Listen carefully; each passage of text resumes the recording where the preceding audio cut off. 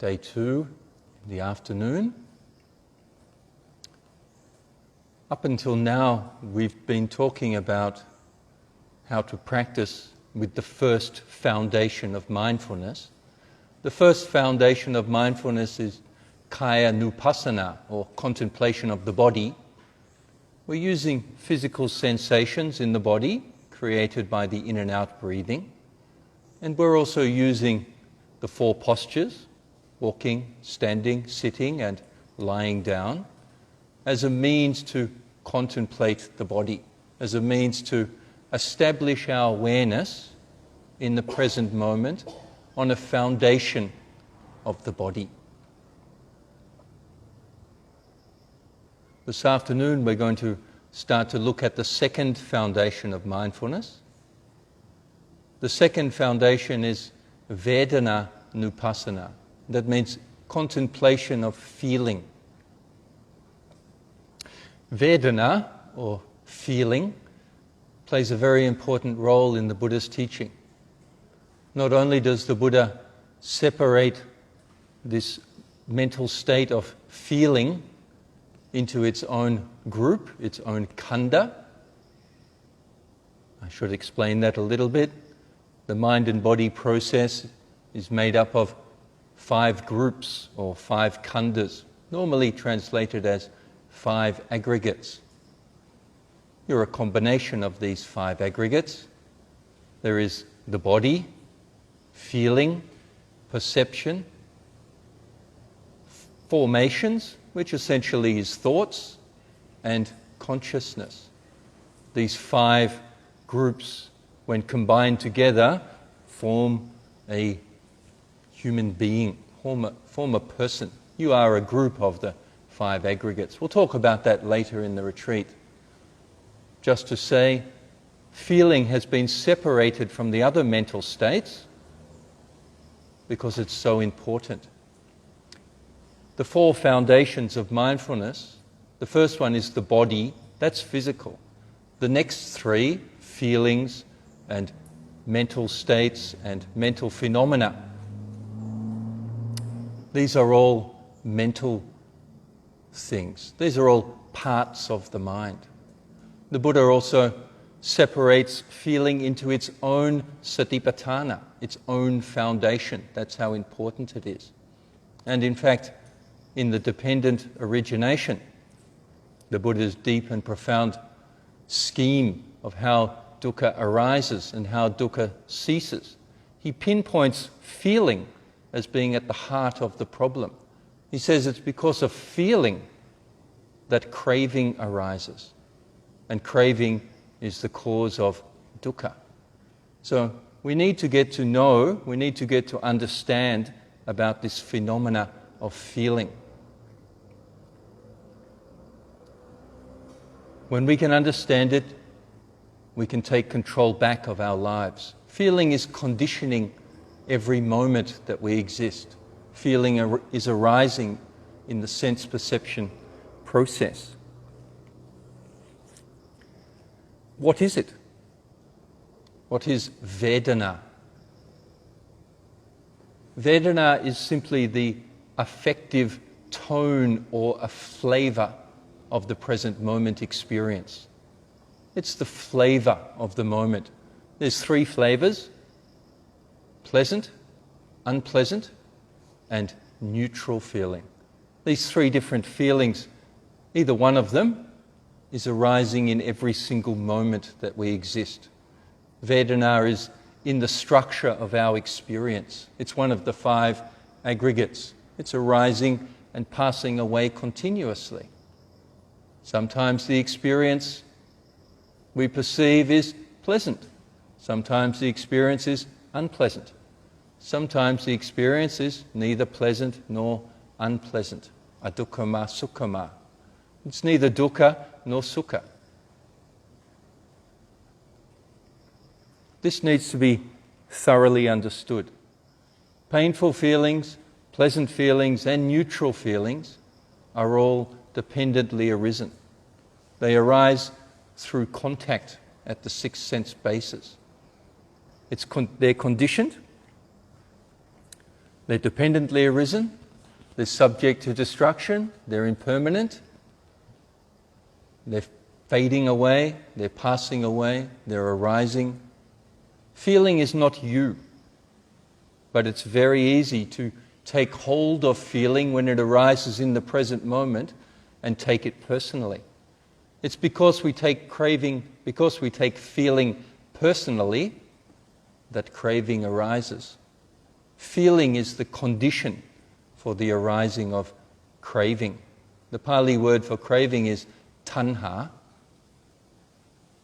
Craving arises when feeling is subjectified. If we don't understand feeling in the present moment, then craving to be, craving to become, the wish to be a person, to be an entity, to be an individual, the craving to be a person will continue.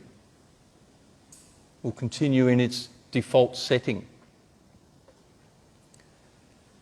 There are 6 types of feeling. There's feeling that is born from eye contact, feeling which is born from ear contact, nose contact, tongue contact, body contact, and the mind door contact. So feeling arises in 6 different places, through 6 different processes of perception. When we cognize a sound, for example, embedded in that perception experience is feeling. It's part of its structure. We'll experience that sound as either pleasant or unpleasant. And the same with sights. We take this as pleasant or unpleasant, or neutral feeling can also arise as well. Smells are the same. Tastes are the same. Even ideas, opinions, and views are the same. They all arise with either pleasantness, unpleasantness, or neutral feeling.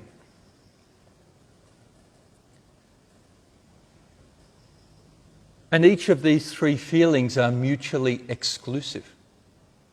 That means if one of them is arising, the other 2 are not present. When there's pleasant feeling arising, pain and neutral feeling are not there. When dukkha, or painful feeling, is arising, pleasantness and neutral is not there. When neutral feeling is rising, painfulness and pleasantness are also not there. So these are very individual, discrete states of mind. And these are mental states. Feeling is a mental state. It can manifest either from the mind door, or it can manifest through the eye, ear, nose, and tongue doors, and it can also manifest in the body door. We're very familiar with painful sensations in the body here on the retreat. By the end of the retreat, you'll become very familiar with pleasant sensations that are arising in the body. As your meditation progresses, you move from the uncomfortableness of day 1, 2, and 3, and your meditation kicks off. You'll start to experience the bliss of a one-pointed mind. That's for later. You'll also have to note this pleasantness. The most important thing for us is that we are noting unpleasantness and pleasantness as it is arising in the present moment. I want you to now start to become aware of feeling as a secondary object. Our main object, of course, rising, falling, sitting. Rising, falling, sitting. If it comes into your consciousness, if you perceive or become aware that in that moment there is some unpleasantness, just make a note. Unpleasant, unpleasant. If there happens to be some pleasantness, make a note. Pleasant. I want you to try and step back from this experience of pleasantness and unpleasantness. Don't pick it up and take it personally. That's what we normally do. That's how we normally live our lives, actually. Things that are pleasant, we pick them up, take them as mine, and we want to keep them. Pleasant things are judged as good. We like them. We want to keep them. They're mine. Unpleasant things are judged as bad. We don't like them. We don't want to be associated with them. We push them away. So these two states of wanting to keep and hold on and craving for something and trying to get rid of and push things away, this reaction pattern of the mind, which is happening every second, by the way, we're constantly judging things to be unpleasant and getting away from them or trying to get closer to the good things. In fact, that's how we live our lives. We kind of meander through the day, avoiding the unpleasant and trying to get the pleasant. If we come in contact with the unpleasant, it can be a disaster. We get upset. We get annoyed, irritated, frustrated, angry. Eventually that results in unkind words and unkind actions. Pleasantness has the same effect on the mind. We like it, we want more of it. We start thinking about it, we start craving it, we start to indulge in whatever it may be, whether a sight or sound or smell or a physical touch. If it's pleasant, we want more of it. The mind starts to crave for it. So this reaction pattern that we're experiencing that causes us so many difficulties is purely conditioned by the feeling of pleasantness and the feeling of unpleasantness in the present moment. So it's very important that we understand and see for ourselves the conditioning power of pleasantness and the conditioning power of unpleasantness. When we can note and know unpleasantness when it's arising, when we can catch it quickly, we can avoid a lot of trouble for ourselves. We can avoid becoming upset, we can avoid becoming angry, we can avoid addictions. People are not addicted to different things, to different substances. They're not addicted to cigarettes or alcohol or gambling or anything else. The internet's a good one these days. You're not addicted to those things, you're addicted to the feeling that arises, the pleasantness, the buzz that you get, the dopamine rush that gets activated in the brain. That's what we get addicted to. If you're gambling, you don't actually enjoy playing a gambling machine. You just like the pleasant, you're addicted to the feeling of the pleasantness of engaging in that activity. So our life is controlled to a large extent by pleasantness and unpleasantness. It's a completely impersonal state. It's not yours. It's so impermanent. It arises and passes away so rapidly, so incredibly fast. And yet it has a massive role to play in our lives. Why does feeling arise? Why is there pleasantness and unpleasantness in the structure of our experience? This question was asked by a wanderer by the name of Potaliputta in the Buddha's time.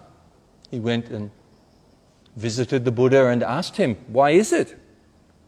In our experience, in my meditation, I'm experiencing pleasantness and unpleasantness. Where is that coming from? The Buddha answered him, friend, having done an intentional action by way of body, speech and mind that is to be experienced as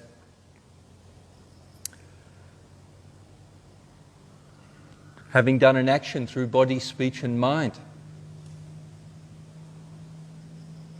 that is to be experienced as pleasant, one experiences pleasure.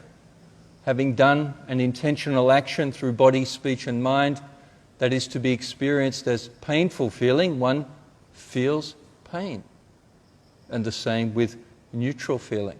What that means is that feeling is arising as a result of having done an intentional action. An intentional action means karma. Feeling is the result of karma. If you do an intentional action through body, speech and mind, which is on the side of wholesomeness, kusala, kuson, the positive side of things, then the result of that karma will be the manifestation of pleasant feeling. And if you've done an intentional action through body, speech and mind, which is on the side of the unwholesome, the negative side of things, then the result of that karma is going to be painful feeling. This is where pleasure and pain comes from. Our experience of pleasure and pain is a direct result of our intentional actions. Intentional actions means karma is of three types. There's mental karma, that means a thought. Wholesome thought produces pleasant feeling. Unwholesome thought, unpleasant feeling. There's also speech karma. When you say something, it can be either wholesome or unwholesome, producing pleasant feeling and unpleasant feeling. And the third type of karma is actions that we do, actual physical actions. So there are three types of karma that we're creating all the time. We need to be careful of our mental states. If your mind is often going into the negative side of things, it's quite possible that you'll be experiencing a lot of unpleasant feeling arising. That's how unpleasant feeling arises. When the mind is in a negative state, unpleasantness comes. When the mind is in a positive, wholesome state, pleasantness comes. I can't say it any more simply than that. What's important for us is that we understand that this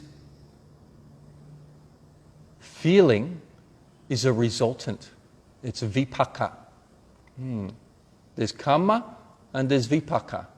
Karma is the cause, vipaka is the result. Feeling is just an outcome of the karma vipaka process, the cause and effect process. That feeling is not yours. The intentions that created the feelings were not yours. What does that tell us about the mind and body process and karma? It tells us that the whole thing is completely out of control. There's no person at the core of this mind and body process. There's no soul, there's no self. It's an empty process which is feeding on itself. Karma is being created by nobody, and the results of karma are being experienced by nobody. Unless, of course,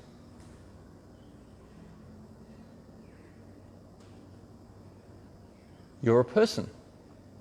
If you're a person, then you experience the results of your karma. If you don't note and know in the present moment, you become a person. And then that feeling is mine. But if you have awareness and wisdom in the present moment, the feeling that arises is seen clearly for what it is. It's not taken as me and mine. This is not mine, this I am not, this is not myself. We see very clearly that feeling is a very impermanent mental state that arises, it exists for a short time, and it passes away. The length of time that it remains depends on how strongly you hold on to it. If you kick your toe into a tree somewhere, there's a moment of pain. If you're very sharp with your awareness and wisdom, you can note that unpleasant feeling. You can note that hard sensation. Don't take it personally. Drop it, and it's gone. No suffering is arising in your mind. The body suffers. That's its nature. It is a ball of suffering. That's all it is. Nothing more. But the mind's action doesn't get so complicated if we can note it. Of course, if we're not noting and knowing, if you kick your toe and you take it really personally, oh, I'm so stupid, I kicked my toe again, why do I always do that? Take it really, oh, it's really sore, jump around on one foot, telling your friends, it's so sore, it's so sore. Dukkha. You experience dukkha because you're taking it personally. The more we take things personally, the more suffering arises. The bigger our ego, the more suffering we have. The more we want to take on as being mine, the more stress we'll have in our lives. But if we're able to just recognize when there's unpleasantness, and it's not easy to do, it's very, very rapid, and we have a lifetime of conditioning behind us. We have a lifetime of reaction to pleasantness and unpleasantness. When it's unpleasant, we know, we quickly change the channel. That's a metaphor, by the way. We want to get away from it. When it's pleasant, we like to hang around, stay a little bit longer, keep it a little bit longer, savor it a little bit longer, because it's pleasant. We're gaining a sense of identity. We're gaining a sense of self by attaching and appropriating to pleasantness and unpleasantness. Pleasantness and unpleasantness are the cause and condition for the arising of craving for being. Craving for being is that energy which manifests as me, mine, and I. So we need to thoroughly investigate and thoroughly understand what feeling is. Feeling must not be appropriated or personified or identified.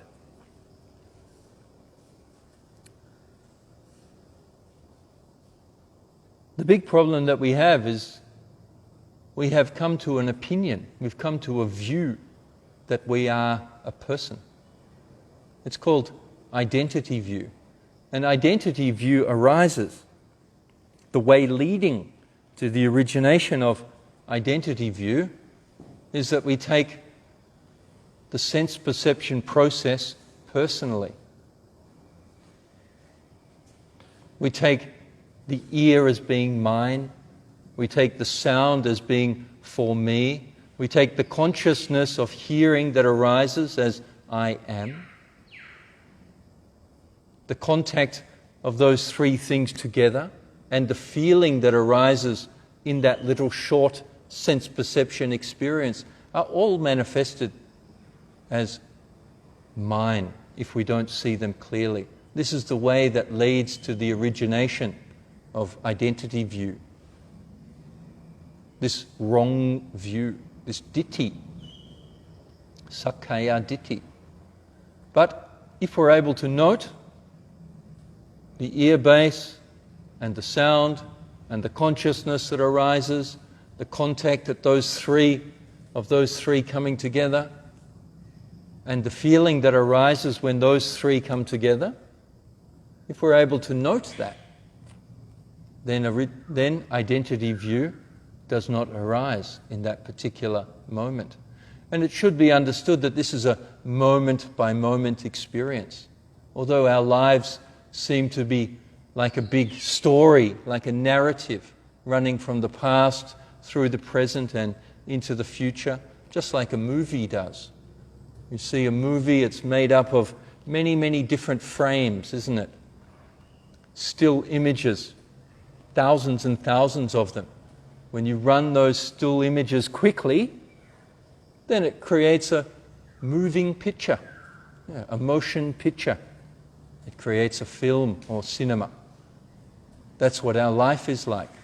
We're living in a movie made up of very discrete individual frames.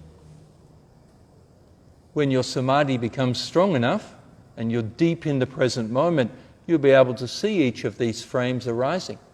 You'll see that each of these frames is an act of consciousness.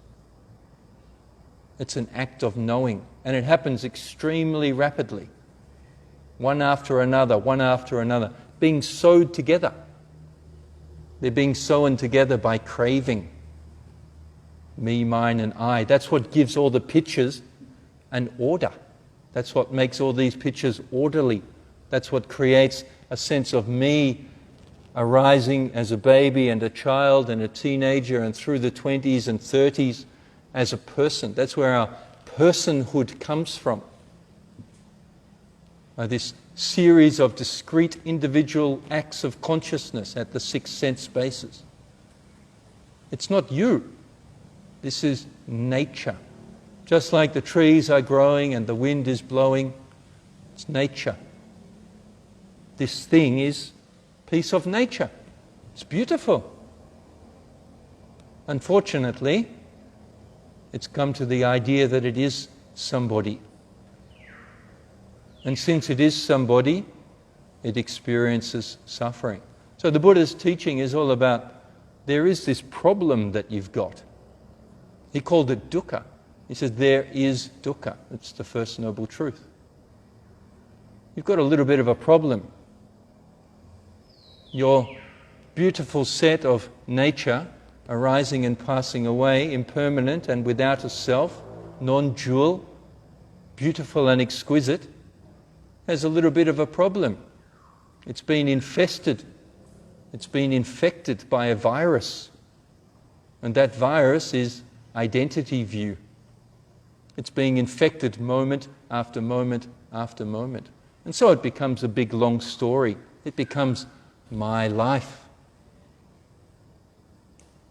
And we go around acting as a person, going here and there, doing this and that, creating dreams and getting into sorrows, the great happinesses of life and the great unfortunate incidents. All of them are coming and going. They're not actually happening to anybody, but they are happening. The Buddha's not trying to turn these things off. These things will continue to flow. He's asking us to not identify with this impersonal process. He's asking us to recognize and see it for what it really is. The person is a mirage. It's an illusion. The sense of self, the sense of personhood, is a conditioned entity. It arises when there's ignorance and craving in the present moment. And it ceases when there's awareness and wisdom in the present moment. When you have awareness and wisdom, there's no self. There's just nature arising and passing away. We can watch it. We have to live in it. This is the karmic resultants of our long past. We have to live in these resultants. In our chanting, we chant that. Kama sakha, kama dayada, kama yonni, kama bandhu, kama patti sarana. Beings are born of their karma, the owners of their karma, heir to their karma, related through their karma. It's just karma arising and karma passing away. Karma and its resultants. There's not actually anybody here. For you to be able to see this for yourself, and this is something that you should try to see, this is the arising of wisdom. When you see this, it will change your perspective on the nature of the mind and body process. You won't take it as yours anymore. You'll understand what it is. It is what the Buddha said it is. There's a little bit of a problem going on here, guys.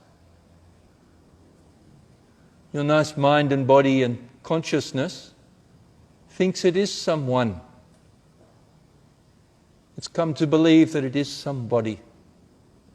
And because it believes it is somebody, it's going to experience all the suffering that life has to offer. But if this thing doesn't believe that it is someone, then it's free. This is what freedom is. This is what release is. This is what letting go tastes like. Letting go is all about removing the sense of self, and so we can open up into this expansive freedom where we don't have to be a person anymore. Just nature arising and nature passing away. And this is the state that our vipassana meditation leads to. We need to know feelings. We need to see them clearly. We need to penetrate them as impermanent. When feeling arises, I want you to make a note of it. Rising, falling, sitting, rising, falling, sitting, rising, falling, sitting. A little bit of unpleasantness. Make a note. Unpleasant, unpleasant. Come back. Rising, falling, sitting, rising, falling, sitting.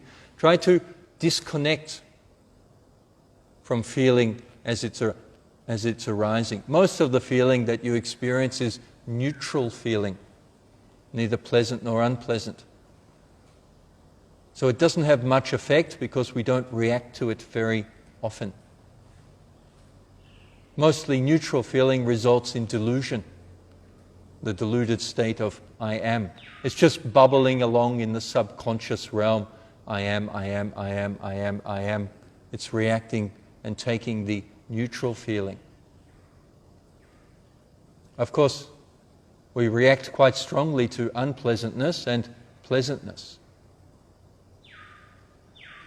And they're the two things that give us joy and give us grief. Passa paccaya vedana.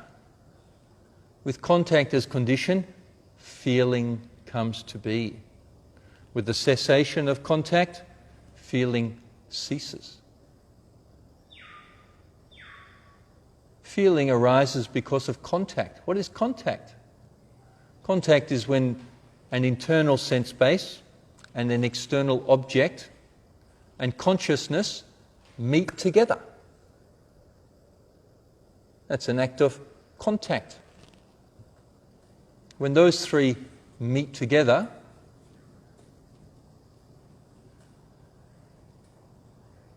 consciousness arises. When that consciousness arises, if there's awareness and wisdom in that moment, that consciousness is not infected. But if ignorance and craving are present in that moment, then the consciousness that arises is an infected one. It's believing that it is someone. It believes that it is something.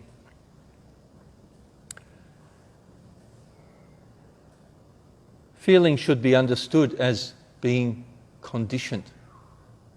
It's there when its conditions are in place, and it ceases when its conditions are no longer in place. We need to study feeling. There's somebody looking for us out there.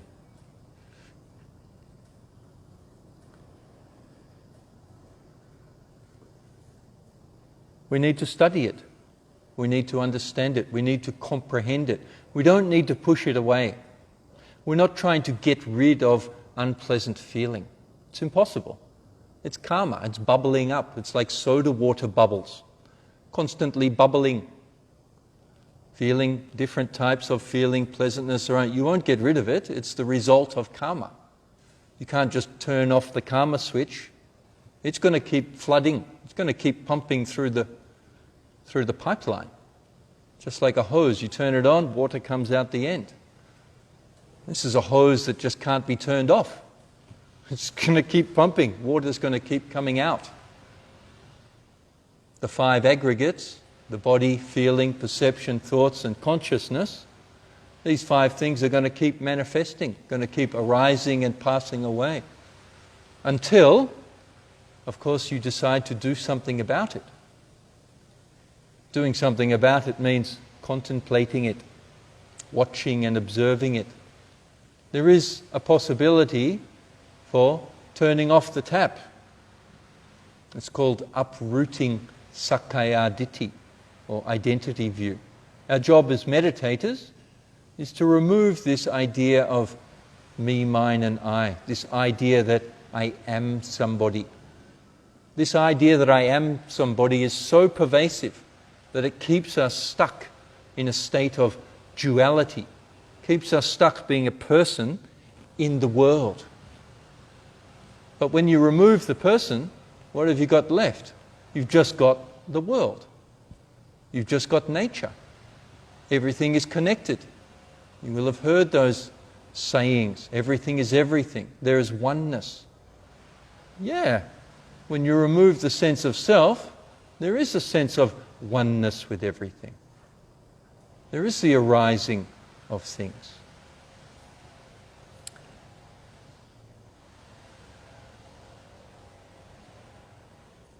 The Madhupindika Sutta, which is translated as the honey ball, it's a particularly enlightening sutta.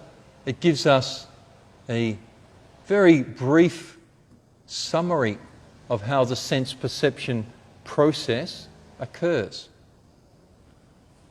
The Buddha teaches us that dependent upon an internal object, internal base, and external object, when there is the eye and visible objects, eye consciousness arises. The meeting of these three is contact. With contact as condition, feeling arises. Up until this point, things are neutral. There hasn't been any infection yet. It's just nature arising and nature passing away.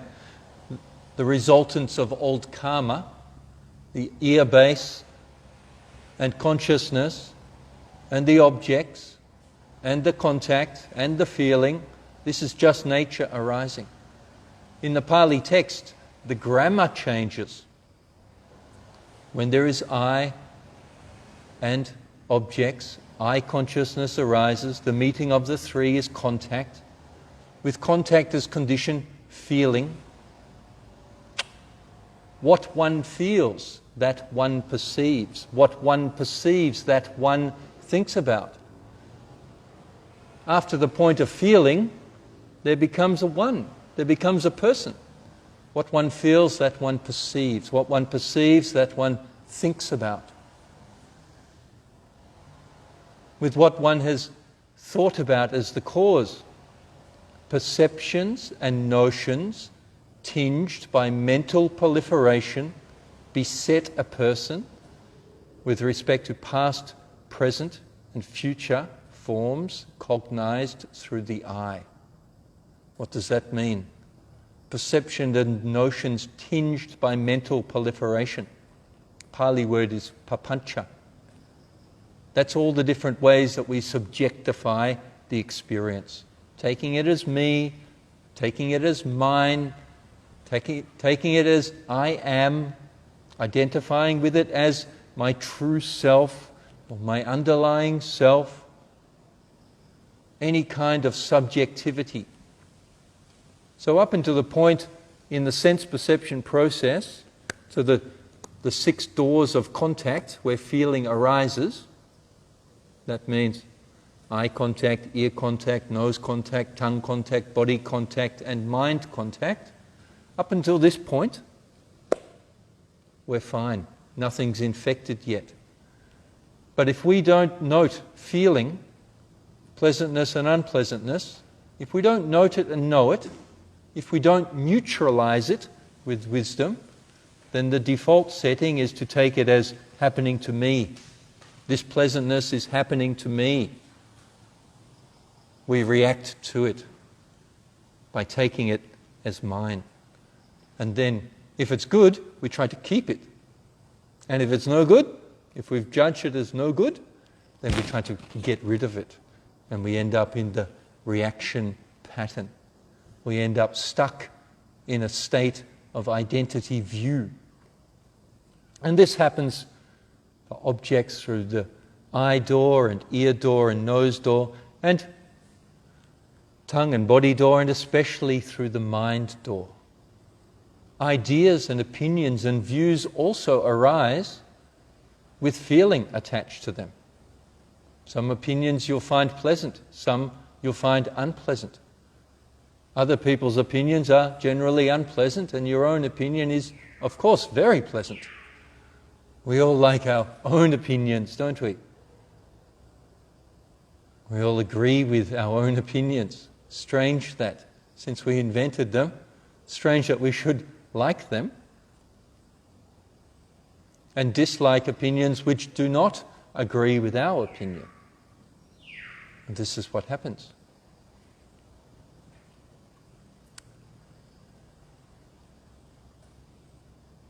So this sense perception process is where our meditation takes place.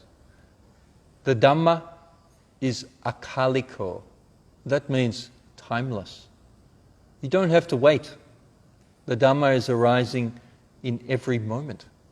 It's arising and it's passing away right here and right now. Enlightenment or awakening is not some far-off concept. It happens in the present moment. You just need to tune into that present moment experience. It's not far away in another galaxy or it's somewhere else. There's not a realm of enlightenment where all the enlightened beings are. It's right here and right now, in this very physical body. You can detach from your ideas of being a me and a mine. You can detach from becoming a self. The whole idea of the Buddha's teaching, every teaching the Buddha gives, is attacking this problem of selfhood. He's telling us, look at this, it creates self. Look at this, it creates self. There's 100 different things. Don't get stuck in the content of your life. Start to know so you get down into the structure of your experience and then you can see the sense perception process happening in real time. You can start to see acts of consciousness. When you start to see, you'll recognize, wow, this whole thing is completely impermanent. What a very unsatisfactory situation this is. I'm in a swirling, whirling, out of control karmic vortex. I keep taking it personally and keep experiencing suffering. What would happen if I didn't take any of it personally? Would the experience disappear? No. Experience is still there. It's just not happening to you anymore. Buddhist meditation doesn't make your life turn into a piece of cardboard. You won't become a rock in the forest, unfeeling and unloving. Not at all. Those experiences may actually be heightened by your lack of self. When you get out of the way, you can experience the full joy of nature. We've all experienced it. When you go into the forest alone, how wonderful it is in the forest. The Buddha often recommended to the monks and the nuns, go to the forest. Go to the forest, the root of a tree, or an empty hut. These are the 3 places that we should meditate. That's why we don't have furniture in our huts yet. We can hardly ask you to sleep under a tree, although some of you are actually, this retreat. This is the best place to meditate. Why? Because it's free from distractions that cause the sense of self. We've all experienced it when we look at a sunset, sitting on the beach, staring at the sun as it's dropping down and touches the water. The beauty is still there. Even if you don't have to be a person who experiences the sunset. You don't have to be an experiencer of it. You don't have to try and hold it and keep it, or take a photo of it to keep it as a memory. You can just experience it as nature arising and passing away. There's still pleasantness in a nice sunset. You just don't get attached to it. See, normally what happens when there's unpleasant feeling, it's unpleasant when it's arising, and it's pleasant when it passes away. And pleasant feeling, when it arises, it's pleasant, and when pleasant feeling passes away, it becomes unpleasant. So it doesn't matter if you're attaching to pleasantness or unpleasantness, the result is going to be suffering because of impermanence. The Buddha teaches very clearly, when things are impermanent, Whatever is impermanent, that is suffering. Whatever is suffering, that is non-self.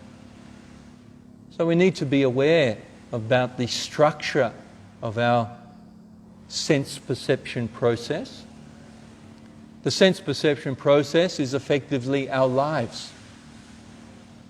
Sense perception process painted by a whole lot of me, mine and I, which is painted with greed, hatred and delusion, which is painted by sorrow, lamentation, pain, grief, despair, depression, anxiety, stress, worry, joy, love, and all the rest of the experiences that we have as humans.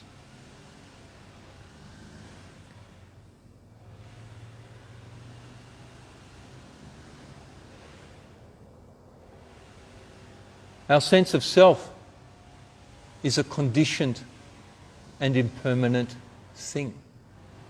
It arises when the conditions are in place, and it ceases when the conditions cease to exist. If the conditions upon which our sense of self is arising, there has to be a condition there, and then the sense of self arises based on that. If this is impermanent, what does this tell you about your sense of self? If the conditions which give rise to self are impermanent, then the self must also, logically and technically, structurally, must also be impermanent.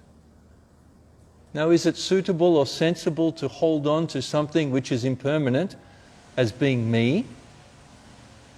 Do you hold on to those impermanent experiences as being your true self? Is this your inner core? Thoroughly examining the mind and body process, you'll find out that it is an empty process. It relies on conditions and resultants. It doesn't have an inner soul. There's no inner core there's no person in there to all this is happening. It's just an empty process arising and passing away. If you see it clearly, there's nobody home. If you don't see it clearly, you're a person. You're an actor living in this meat puppet. It's a meat puppet. You have to take it around with you. You have to take it everywhere. You have to clean it and wash it and feed it and house it. Taking good, pat it on the head sometimes. Good boy. Now I'm going to take you for a wash. Now I'm going to take you and feed you. It's not much different from taking care of a little baby. Little baby, you have to attend to all its needs. We still continue to take care of this little baby here. We know what it likes. We know what it doesn't like. We spend our time avoiding what it doesn't like and trying to get what it does like, catering to all its little needs and wants. The rise and the fall of feeling is seen very clearly if we tune into it. We can see that pleasantness and unpleasantness continuously arise and pass away. Taking this pleasantness and unpleasantness as me is foolishness. Our job is to see things as they really are, to see things very clearly, to understand feeling, to get a hold of feeling, to learn how to manage pleasantness and unpleasantness when it's arising. If you can't manage unpleasantness, your life is going to be a misery. Every time there's unpleasant feeling arising in your mind and body process, if you react to that with disliking and trying to push it away and not like it, you're just going to go through life finding faults everywhere. Life is going to be a very critical endeavor for you. I don't like this, I don't want that, I don't want this type of bed, I don't want that type of boyfriend, I don't want this type of house, I want this type of thing, I don't want this, I want that. You'll just go around doing that. And it doesn't stop. If you start doing it in your 20s, you'll still be doing it in your 70s, unless you do something about it, unless you really start to examine what's going on. Our job is to thoroughly and fully understand this feeling, because feeling creates self, and self creates ego. The bigger the ego you have, the more strongly constructed it is, the higher you hold yourself. It's me, I am. The stronger you think like that, the more suffering you're going to have in your life. Just examine it for yourself. Whenever you're feeling a state of despair, whenever you're feeling depressed or sad, just examine, how strong is my sense of self now? Am I holding on to this experience? Identifying with this experience? Try holding your arm. Squeeze it. The tighter you hold it, the more pain you experience. If you hold it only a little bit, okay, it's not the best, but you'll have less pain. If you're not holding on to it at all, there's no pain there. Your sense of dukkha, the misery of your life, the sadness and depression and anxiety and stress, these are all the outcomes of having an ego. These are all the outcomes of choosing to become a self. It's a choice. Every moment you can choose to be present and noting what is there, neutralizing the experience, turning it upside down so it is now a foundation of mindfulness, not a foundation of self. If you don't note it, it'll be a foundation of self. It'll be an object which acts as a base for me, mine and I. An ego is created. And when the mind is doing this over and over and over again, when it gets used to doing that, it gets into a habit of doing that. We're habitual beings. We're basically just a bunch of habits that we've learned. We learn our habits from our families, from our school life, from our friends, from society, from community, from our nation. It's one of the wonderful things about traveling overseas. You see how people are conditioned in different ways. Whole societies, an entire country conditioned with different views and opinions about things.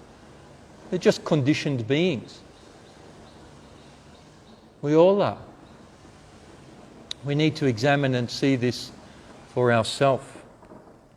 The very first teaching of the Pali Canon, the very first sutta of the long collection of discourses, the Digha Nikaya, it's called the Brahma Jala Sutta. Brahma, we mentioned yesterday, is the highest. Jala means a net. The divine net, we can translate it as. It's a very important sutta. That's why it appears as the very first discourse, the very first teaching of more than 20,000 suttas in the Pali Canon. This is the first one. The Buddha is explaining how self arises. In fact, at the time of the Buddha, there was a great deal of people, great number of people, who were yogis, who were meditators, who were wanderers, ascetics. They were searching for the truth. There were many philosophers and religious people in the Buddha's time, wandering around India in the 6th century BC. Many of them had developed very deep states of samadhi. They knew and understood about the nature of samsara. They knew and understood about the nature of the different dimensions and realms of being. Not only the human realm and the animal realm, but those realms in which beings who are experiencing denser karma, more unfortunate karma, and those beings who are experiencing more refined and more subtle, more pleasant types of karma. It was understood that the samsaric round of existence, beings were being born and dying in this continuous round of rebirth. The Buddha was born into such an environment where meditators, yogis and philosophers were all talking about this situation. The Buddha decided, as most of them did, that they wanted to escape from this situation. They wanted to escape from samsara. They wanted to escape from the sense of self, but nobody really knew how to do it. They were all trying. The most common ways of practice in those days, and the Buddha tried it as well, was to try and starve the body, to try and induce as much pain as you possibly could into the body, in the hope that it would use up all your bad karma. If you could quickly use up all your bad karma by mortifying the body, then you'd become enlightened. That was a view at the Buddha's time. It's actually still a view of some sadhus in India, even today. You can meet them, you can see them. They do all kinds of ascetic practices to try and burn away their karma. There's some meditation traditions which also hold this view. According to the Buddha, this is a wrong view. It's not possible to burn away all your karma. It's such a vast amount that it would be impossible. But the Buddha did tell us, after he became enlightened, he said that all these beings are trapped in their sense of self. And the philosophers at that time, the yogis, the meditators, they were all putting forth, they were all teaching different kinds of views about self. Is the self finite? Is the self infinite? Is the self the same as the body? Is the body the same as the self? Is the soul permanent or is the soul impermanent? Many, many different views. The Buddha gathered all these views together. He threw a giant net over the top of them, metaphorically speaking, and pulled them all in together. There's 62 different types of views of self that were in northern India. 62 different ways in which people were believing there was a self or a soul existing. Many of those views are still common today, not only in India but in other places as well. The Buddha teaches us about these views of self. He says, when the ascetics and Brahmins, who are speculators about the self in the past, who are speculators about the self in the future, who hold fixed views about the self, who put forward views about the self in these 62 different ways, this is merely the feeling of those who do not know and do not see. The worry, the delight, and the doubt of those immersed in craving. These 62 different ways of creating a sense of self or establishing a view of self and soul are all based upon feeling. The feeling of those who do not know and do not see. Of course, for those who do know and do see, your sense of self is no longer based on that feeling. With regards to all these speculators about the self in the past, about the self in the future, who put forward self-views in 62 different ways, all of those views are conditioned by contact. That is, internal, external objects arising with consciousness. That point of contact is the condition where self arises. With contact as condition, feeling arises. If you don't note and know contact and feeling in the sense perception process, then a sense of self will arise. A view of I am will occur. And it will manifest in different ways. Some people take the body as being their soul. Some people take consciousness as being their true self. Some people take their mind, their thoughts. That's my true self. But these are all opinions of people who haven't yet penetrated the Dhamma, haven't yet seen the truth. A sense of self no longer arises when you've seen things as they really are. The outcome of our vipassana practice is this understanding that the sense of self is impermanent, conditioned, and false. That all these speculators should experience feeling without contact, that is impossible. They experience these feelings by repeated contact through the 6 sense bases. So our sense of self and the suffering that arises based on a sense of self is all occurring at these 6 sense bases. This is where we meditate. This is where the work is to be done. We're to put our awareness into the present moment, internalize it, and start to watch the 6 sense bases. At the moment, we've started touching on just one door, one base, the body door. We're concentrating on that at the moment. And sometimes we're noting, hearing, seeing, smelling, and tasting the other 5 physical doors. We're also noting the objects of the 6th door, the mind door. That means we're noting different types of thoughts, different types of feelings, and different types of emotional states. Our job is to continuously note and know at these 6 bases of contact. The Buddha gives us a way out. He shows us the way. Repeatedly, and for 45 years, the Buddha wandered around northern India, speaking to anybody who would listen.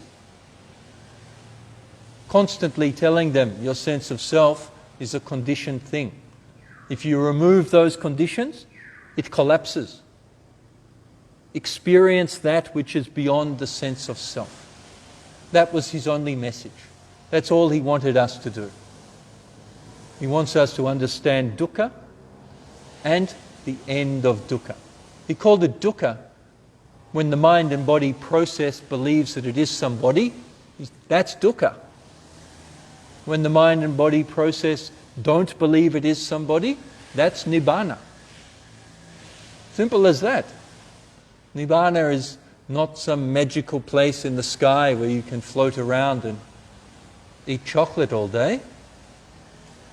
Not at all. It's right here and right now. It means emptiness. Empty of self, empty of things pertaining to self. Sunyata. Sunyata Dhamma. The instructions the Buddha gives us. When a monk understands as they really are, the arising and passing away of these 6 sense bases of contact, when he understands the satisfaction, the danger, and the escape from these 6 sense bases, then he knows that which goes beyond all these views of self. So what do we have to pay attention to at the 6 sense bases? We have to see the arising of the contact in the 6 sense base. We have to see the passing away of the contact in those 6 sense bases. We also have to see the satisfaction that arises.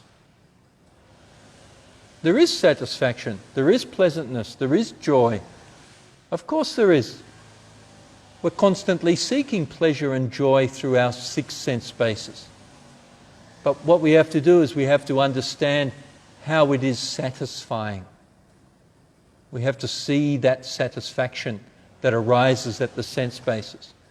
And we also have to see and understand the danger that arises from engaging in those 6 sense bases. When we take those 6 sense bases and their objects as being mine, then there's a danger that arises. When we understand the arising, the passing away, the satisfaction, and the danger, then we'll come to understand the escape from it. And the escape is that which lies beyond all the views of self. That's a very special state. That's the state the Buddha called Nibbana, or the unconditioned element. That's the experience where the present moment experience is not being conditioned by a self. It's a moment of non-duality. Your conscious experience is not bifurcated. It's not split into a me and the world. There is just the world. The sense of self has vanished. There's a great deal of bliss that arises when your sense of self disappears. Don't be afraid. Sometimes I hear people, but I want to be somebody. You can be somebody, but just recognize that there'll be suffering that goes along with that. There are consequences for being a person. If you want to be a person to chase all the delights, the satisfactions, then you should also be prepared for the dangers that arise. Just like a gambler. They go to the casino. They have $100 with them. They should be prepared to lose it. There will be some satisfaction in playing at the gambling tables, but there's also a danger that they can lose their money as well. These two things go together. Our job as meditators is to experience this escape from the sense of self. When vipassana meditation becomes strong,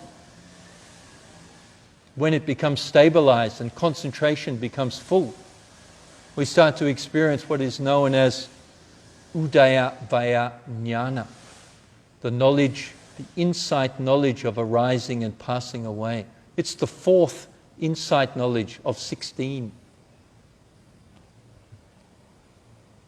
When we experience the knowledge of arising and passing away, the Buddha called that a taste of the deathless, amata dhamma. A taste, just a taste of what it could be like when you don't have a self. I wish very much for all of you to experience that in this retreat. If not this retreat, the next retreat. And if not the next retreat, the one after that. Okay, I think that's enough for this afternoon. We're talking over time again. Please continue with your walking meditation and your sitting meditation. And then there'll be some drinks there in the afternoon.